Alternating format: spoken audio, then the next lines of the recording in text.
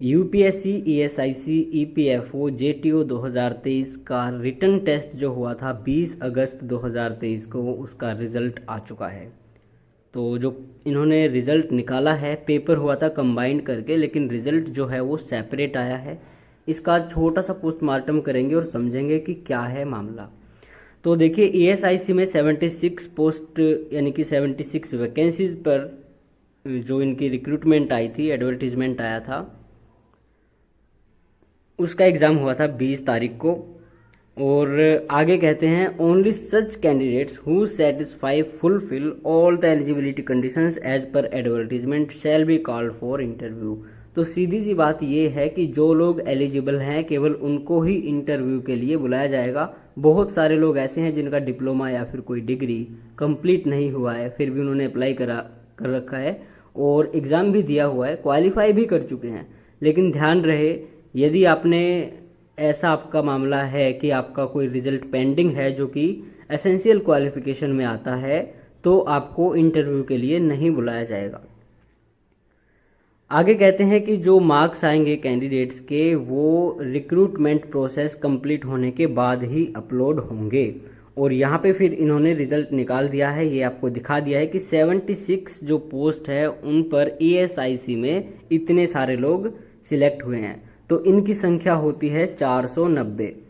आगे फिर इन्होंने एक और रिजल्ट की पीडीएफ निकाली उसी दिन, और ये है ईपीएफओ का। 86 वैकेंसीज पर इनकी रिक्रूटमेंट आई थी, ये भी उसी दिन आपका एग्जाम हुआ था। सेम प्रोसेस इसके लिए है, और इसमें जो कैंडिडेट्स की संख्या है 86 वैकेंसीज पर, वो है, उसमें थी 490, इसमें है 349।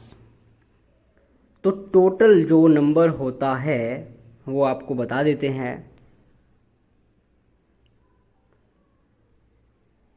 तो देखिए, ईएसआईसी में 490 कैंडिडेट्स क्वालिफाई हो चुके हैं, ईपीएफओ में 349 क्वालिफाई हो चुके हैं। टोटल जो कैंडिडेट्स होते हैं उनकी संख्या होती है 839।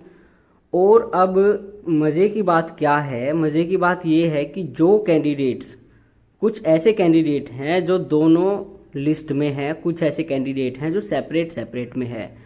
तो 839 में से 239 लोग ऐसे हैं जो दोनों लिस्ट में जिनका रोल नंबर है।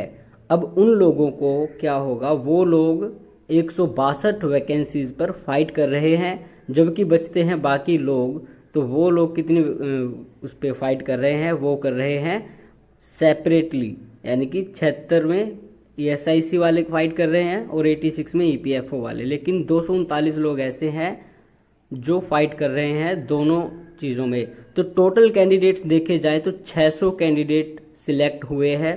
600 के हिसाब से पर वैकेंसी पर जो कंपटीशन होता है 3.70 का होता है, यानी लगभग 4 कैंडिडेट एक वैकेंसी पर इंटरव्यू के लिए बुलाए गए हैं। 3 कैंडिडेट्स फेल होंगे, 1 कैंडिडेट्स क्वालिफाई होगा। अब इंटरव्यू की बात करें तो बहुत सारे लोग कह रहे हैं कि हम तैयारी शुरू कर रहे हैं, तो मेरा उनको सुझाव ये है कि अभी आप इंटरव्यू की तैयारी शुरू ना करें, क्योंकि अभी एसएससी जीएचटी का एग्ज़ाम है और भी कई सारे इधर उधर के एग्ज़ाम्स हैं, तो आप अभी उन पर फोकस कीजिए। इंटरव्यू की तैयारी आप तब शुरू कर सकते हैं जब आपके इंटरव्यू की डेट आ जाती है। दूसरी चीज़ ये है कि एक्सपेक्टेड कट ऑफ क्या हो सकती है इंटरव्यू के लिए, यानी कि जो रिटन टेस्ट क्वालिफाई हुआ है, तो मैक्सिमम मैं बता रहा हूँ आपको 140 से 145 मैक्सिमम है यूआर कैटेगरी के लिए, बाकी सभी कैटेगरीज इससे लो रहेंगी।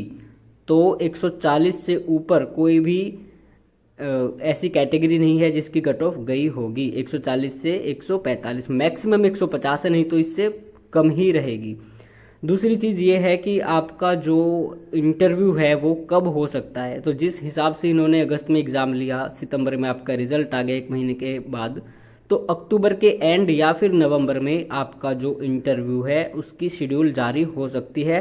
तो आप अपने आप को इस हिसाब से तैयार रखें कि आपका जो इंटरव्यू है अक्टूबर एंड में या फिर नवंबर में हो सकता है।